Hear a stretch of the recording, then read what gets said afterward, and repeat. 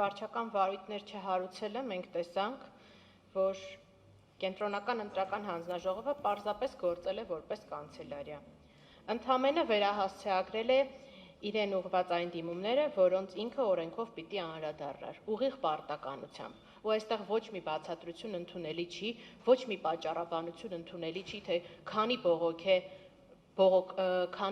է բողոքարկվել դատական կարգով։ Այստեղ կարևոր է այն արձանագրումը, որ կենտրոնական ընտրական հանձնաժողովը իրականացրել է 0 վարչական վարույթ։ Այո, այդ թվում իրավապահ մարմինների կողմից հակաքարոզչության իրականացումը եւ այո, նաեւ հղում կատարեմ ԴՕԿ կուսակցության ներկայացուցիչի դիրքորոշմանը։ Ընտրակաշառքների վերաբերյալ հրապարակումներին պահանջեր տվյալներ, կողմերին հրավիրել մի հարկի տակ, տար հավասար հնարավորություններ եւ եզրահանգեր, թե որ կողմն է փորձում ոչ իրավաչափ ազդել ընտրությունների արդյունքների վրա։ Ի վերջո, ԿԸՀ-ն կոչված է իրապես վերահսկել ընտրական պրոցեսը։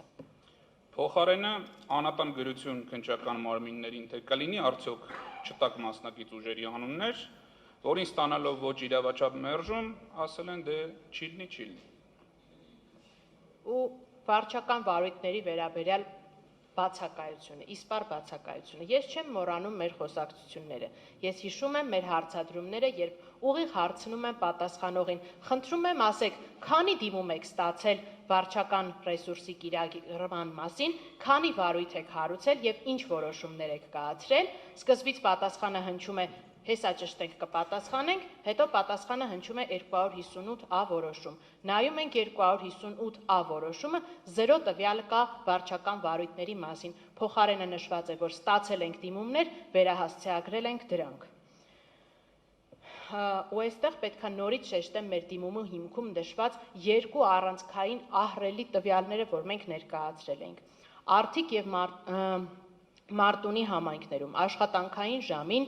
վարչական համայնքի ղեկավարների ուղիղ հրահանգով ամբողջ համայնքի աշխատակազմը փաստացի մասնակցել է քաղաքացիական պայմանագիր կուսակցության քարոզարշավին։ Դրա վերաբերյալ կայացվել է 0 վարույթ, ոչ քրեական, ոչ վարչական վարույթներ չեն հարուցվել։ 0 մարդ է ենթարկվել պատասխանատվության եւ այդ ամեն ինչը այդպես էլ մնացել է անհետևանք։ Ու այստեղ ելի եմ կրկնում, բացարձակ կարևոր չի, թե ինչքանով է այդ գործողությունը բողոքարկվել դատական կարգով։ Փաստ է այն, որ վարվել է կանաչ լույս երկու իշխանական ըստ էության իշխանական մարմինների կողմից իշխանության համար վարչական ռեսուրսի չարաշահումը կատարել, ինչքան իրենց սիրտը կկամենա։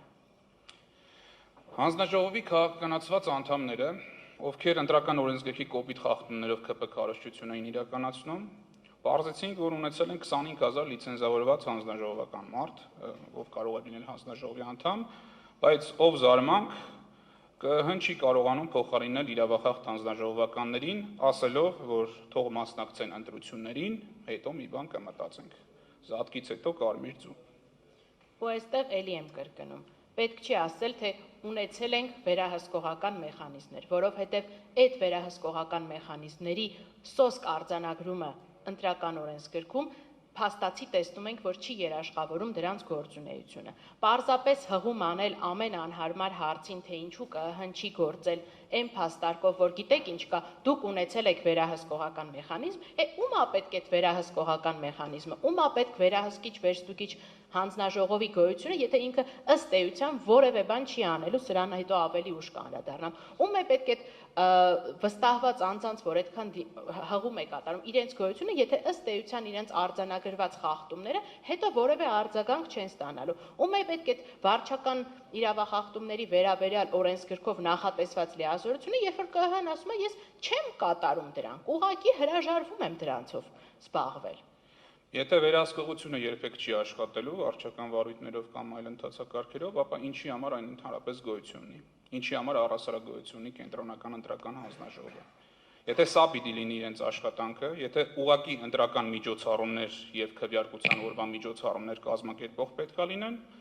ավելի լավ է կենտրոնական ընտրական հանձնաժողովը ընդհանրապես փակել, փոխարենը այդ գումարը պետական բյուջեից հատկացնել Domino Video Production-ին, որը հաստատ ավելի լավ կկազմակերպի այդ միջոցառումները բլեքջեքով եւ դրոններով։ Պարոն Վաղաշյան, ընտրողը զոմբի չի, ընտրողը զգացմունքներ ունի ու այդ զգացմունքները ենթակա են ազդեցության։ Ու նրա վրա, ճիշտ ասած, ամեն ինչ ազդում է։ Մենք ներկայացրել ենք, թե ինչ հետևողականորեն են աշխատել իրավապահ մարմինները, որպեսզի հակաքարոզչություն անեն ու օգնեն ՔՊ-ի քարոզչությանը, ու դա միայն պնդում չէ։ Առաջին անգամ ընտրական վեճերով դիմողը իր վրա է վերցրել նաև այս պնդման ապացուցման բեռը ու ներկայացրել է սոցիոլոգիական հարցման տվյալները, ապացուցելով ազդեցության ձևը ու չափը։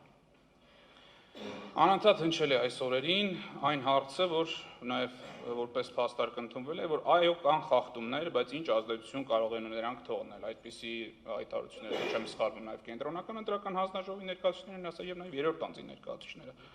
Բայց ահա եւ ազդեցությունը։ Մեր գործընկեր Արամ Վարդևանյանը ներկայացրել է ապացույց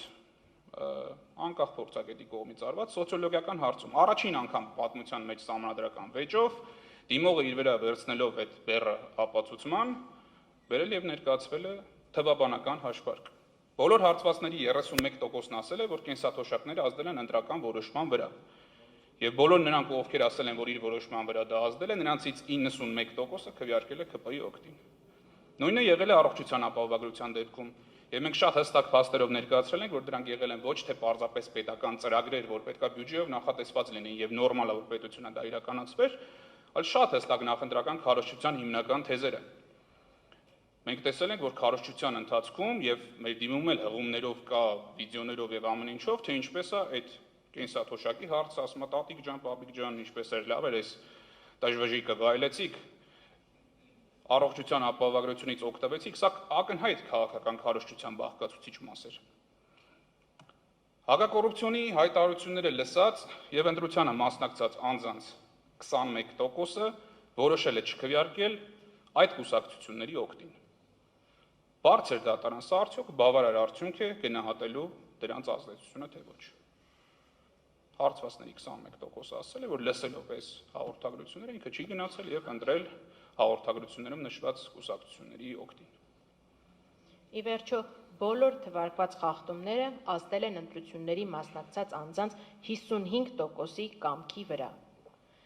Եվ ոչ բոլորն են հոգեբանորեն պատրաստ դիմակայել տեղեկատվական ճնշումներին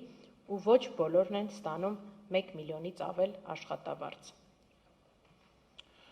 Պարոն Խունդկարյան, ընտրողը նաև տեսնում է։ Ներկայացված նյութերով ու ապացույցներով հիմնավորել ենք, որ քաղաքացիական պայմանագրի քարոզարշավի զգալի մասը ֆինանսավորվել է պետական բյուջեից։ Այս հնարավորությունից չեն օգտվել մյուս կուսակցությունները։ Օրինակ, արդյոք կարող ենք նաև հարցադրում ուղարկել։ Նույն ԴՕԿ կուսակցությունը, եթե պետական բյուջեից ֆինանսավորվեր 419 միլիոն դրամով, շատ ավելի հաջող քարոզարշավ չէր անի եւ ավելի բարձր ցուցանիշներ չէր գրանցի։ Արդյոք բոլորին դեմ են կուսակցությունը, եթե գումարը ստանար եւ օրինակ կառավարության դիմաց խաղալիք մուկ տշելու փոխարեն Դիսնեյլենդից մեծ միջոցառում կազմակերպեր եւ Միկի Մաուսին տշեին կառավարության դիմաց, այդ կրեատիվ արշավը շատ ավելի հաջող չէր լինի եւ ավելի շատ ձայներ չէր բերի։ Արդյոք մասնակից որևէ այլ կուսակցություն, ովքեր այստեղ ներկայացված չեն եւ չեն հատել շեմը, ունենային այդ պետական միջոցները, կամ օրինակ կուսակցություններից մեկը այդ միջոցներով կարողանար 80,000 աֆրիկացի բերել եւ հանրապետության հրապարակում զորահանդես կազմակերպել, արդյոք չէր կարող ավելի արդյունավետ իրականացնել իր քարոզչությունը։ Ես ուզում եմ այստեղ հստակ շեշտել։ Մեր կողմից առնվազն հիմնավոր կերպով ներկայացվեցին են բոլոր համեմատական պայմանագրերը, որոնք ցույց էին տալիս մի կողմից առաջին կոռուպցիոն սկանդալը, այս իշխանության պատմության մեջ ես կարող եմ ասել իր մեծությամբ երևի թե անիվից հետո երկրորդ ամենամեծ կոռուպցիոն սկանդալը։ Պետական միջոցներից հատկացված 1 միլիոն դոլարը իրականում եղել է քաղաքացիական պայմանագիր կուսակցության նախընտրական քարոզչության դրոնների փաստացի ծախսը։ Ես դա հիմնավորել եմ ներկայացված պայմանագրերով, ես դա հիմնավորել եմ, որ չէր կարող զորահանդեսի կառավարական օթյակը իր աթոռներով արժենար 1.5 միլիոն դոլար, իսկ քաղաքացիական պայմանագիր կուսակցության ճոխ հանրահավաքները էկրաններով եւ դրոնների շոուներով արժենար ընդամենը 24 միլիոն դրամ։ Եվ քաղաքացիական պայմանագրի 1 ամսվա քարոզչության ամբողջ այդ ծախսերը, որոնք պատվիրակել են այդ կազմակերպությանը, ավելի քիչ արժենային, քան հունիսի 1-ի մանկական միջոցառման անցկացման ծախսերը։ Եվ ես խնդրում եմ եւ ակնկալում եմ բարձր դատարանից, որ առնվազն այս մասով, որքան էլ որ իմ համար արդեն կանխատեսելի եղավ մեր միջնորդությունները ձեր կողմից չբավարարվելու հետևանքով ձեր ըստ էության վերաբերմունքին այս ծախսերի, այդուհանդերձ ակնկալում եմ, որ նախընտրական հիմնադրամի վերաբերյալ ծախսերի չափը, դրանց ստուգելիությունը, կենտրոնական ընտրական հանձնաժողովի կողմից վերահսկիչ վերստուգիչ ծառայության ավելի լուրջ մոտենալը, ինչ որ չափով ձեր եզրափակիչ ակտով անդրադարձ կկատարվի։ Ի վերջո կսահմանենք այդ կարգավորումները ինքնանպատակ են, թե ինքնանպատակ չեն, արդյոք ենթակա են որևէ կարգով վերահսկման, թե ենթակա չեն։ Ես այստեղ ուզում եմ, քանի որ պատասխանող կողմը նշեց, որ դուք ունեիք ներգրաված աուդիտոր, դուք կարող էիք դրա մասին բարձրաձայնել, մի փոքր պարզաբանում նաև մտցնեմ, թե ինչպես կարող էինք։ Ըստ էության վերստուգիչ վերահսկիչ հանձնաժողովի եզրակացությունը հրապարակվել է 258A որոշման նախորդ օրը 13-ին, երբ դեռ ԿԸՀ պաշտոնական կայքում հրապարակված չեն եղել կուսակցությունների վերջնական հաշվետվությունները։ Այսինքն ըստ էության ամենամեծ ցանկության դեպքում էր այդ պահի դրությամբ, երբ որ ընտրությունների արդյունքները հրապարակում էին, դիմողներից ոչ մեկը հնարավորություն չուներ ուսումնասիրելու այդ հաշվետվությունները եւ պարզել դրանցում կան արդյոք կասկածելի ծախսեր, թե չկան։ Եվ այս պարագայում մենք գտնում ենք, որ պատշաճ ապացուցման գործընթաց չիրականացնելով, վկա չհրավիրելով եւ չփարատելով են կասկածները, որ առնվազն $1 միլիոն գերազանցված են եղել քաղաքացիական պայմանագրի կուսակցության նախընտրական ծախսերը, որը միանշանակ եւ իմպերատիվ կերպով իրենց մասնակցությունը բացառելու էր առհասարակ այս քվեարկությանը, մենք գործել ենք ոչ իրավաչափ եւ ակնկալում եմ, որ առնվազն գոնե ծախսերի մասով իր հետևությունները բարձր դատարանը եզրափակիչ ակտում կանի։ Ընտրական գործընթացներում երկու մաթեմատիկա կա, երկու հաշվարկային բազա կա։ Մեկը դա քվեների հաշվարկն է, մյուսը նախընտրական հիմնադրամի ծախսերը եւ օրենքը հստական է հաստատել, այստեղ ազդեցության գնահատման խնդիր չկա, ծախսը գերազանցեց կուսակցությունը դուրս է գալիս ընտրապայքարից։ Մեր ներկայացած տվյալներով հիմնավորվում է 960 միլիոն դրամի ծախսը քաղաքացիական պայմանագիր կուսակցությունը գերազանցել է եւ կենտրոնական ընտրական հանձնաժողովը առհասարակ չպետք է թույլատրել կուսակցության մասնակցություն ընտրություններին։ Բարձր դատարան այս ընտրությունները պատմության մեջ բացառիկ այն ընտրություններն են եւ այս process-ը բարձր դատարանում այն process-ն է, որի ընթացքում կուսակցությունների ընտրությունների արդյունքների կեղծումը կարելի է ապացուցել կալկուլյատորով, պարզ հաշվարկի միջոցով։ Եթե միշտ քննարկվում է ազդեցություններ, հնարավորություններ եւ այլն, այստեղ թվաբանական հստակ հաշվարկներով գալիս ենք եւ ձայների հաշվարկի եւ ֆինանսական ծախսերի հաշվարկով դա ապացուցելի է։ Իրավական հետևանքը, որը պետքա լիներ, պետքա կենտրոնական ընտրական հանձնաժողովը ընդունելի չհամարեր, չգիտես ինչի կուսակցության որոշված հաշվարկի մեխանիզմը առաջնորդվել կոռուպցիայի կանխարգելման հանձնաժողովի կուսակցությունների իրենց տարեկան հաշվետվությունների համար նախատեսված ընթացակարգով, այլ կերպ պետք է պահանջեր հստակ շուկայական գներ, իր վեստուգիչ ծառայությանը պահանջեր, որ աուդիտորները պահանջեն փաստաթղթեր, սեփականատերերից վարձակալության ծախսեր եւ այլն։ Դա չի արվել, հաշվարկը չի արվել, տուգանքը չի ավելացել, հիմնադրամի ծախսերը ճիշտ չեն գնահատվել։ Դա էլի կենտրոնական ընտրական հանձնաժողովի պարտականությունն էր, որը չի կատարվել։ Պարոն Դիլանյան, ընտրողը նաև լսում է։ Եվ այս 4-5 օրվա ընթացքում լսեց դատավարության մասնակիցների հարցերը եւ դրանց տրված չպատասխանները։ Լսեց նաև, որ մեր կողմից առաջարկ եղավ նաև մեդիումի հիմքում կաց ձայների հաշվարկի թերությունների, այսինքն բացակայող ստորագրությունների առումով ձևավորել աշխատանքային խումբ մեր Սահմանադրական դատարանի կենտրոնական ընտրական հանձնաժողովի աշխատակիցներից, որպեսզի վերջո պարզվի, թե ի վերջո նվազեցված թվերից 4000-5000 տարբերությունը ինչով է պայմանավորված։ Այդ առաջարկը չընդունվեց եւ ինչպես նշեցի նաև պատասխանողն էլ էնտուզիազմ չուներ այդ հարցը արագ աշխատակարգային եղանակով լուծելու համար եւ մենք պնդում ենք, որ մեր կողմից ներկայացված փաստը բարձրացանում չի հերկվել եւ պետք է ընդունվի որոշման կայացման հիմքում դրվի։ Պարոն Շաթիրյան, ներողություն, մենք էլ այստեղ բանն ենք ավելացնելու։ Մենք տեսանք զինծառայողների մասնակցության խնդիրը տեղամասում։ Հարց պատասխանի ընթացքում ընտրողը լսեց, որ կենտրոնական ընտրական հանձնաժողովի նախագահ Վահագն Հովակիմյանը հաստատեց, որ տեղամասից խնդիրը բարձրացվել է տարածքային, եկել է այնուհետև անմիջապես իրեն է հասել, ինքը կարգավորել է, բայց լավ չի կարգավորել։ Դժվար է երկու մարդու միջոցով փոխանցել պարզ տեքստ, որ քվյախը սենյակից դուրս ոչ մեկ չպետք է քվյարկի ու դա տեղ չհասնի, մանավանդ որ տեղի հանձնաժողովի նախագահը հաստատ անոմալ պայմաններում ինքնագործունեությամբ չէր զբաղվելու եւ այդ զանգերի պատմությունը հուշում է, որ այդ գործողությունները կատարվել են։ Արդյունքում ինչ է ստացվում, Վահագն Հովակիմյանը սխալվել է, չի կարգավորել, չի հետևել ժամերի ընթացքում, քվեարկությունը երբ ավարտվել 10-ին 11-ին։ Ու հետո դրա բացասական հետևանքով պետք է կրի հայ ընտրող, 58000 ընտրող։ Պարոն Շաթիրյան, ընտրողը նաև հաշվել գիտի ու շատ լավ տեսնում ու հաշվում է Վահագն Հովակիմյանի թվաբանությունը, ԲՀԿ-ի կողմից ներկայացված հաշվարկների հակասությունը եւ ի հակառակ կամ զուգահեռ իրավաբանության թվեր չեն կարող միաժամանակ ճիշտ լինել այս բոլորի համար։ Պարոն Շաթիրյան, մեր եւ ձեր մաթեմատիկան իրար համապատասխանում է, բայց կենտրոնական դրական հանձնաժողովի մոտ տարբերվում է։ Այն պարզ հարցին, թե ինչ կլիներ ընտրությունների արդյունքը, եթե 3 տեղամասերում անվավեր չճանաչվեր, պարզ վերապահումով, պայմանական հարցով դատողություն։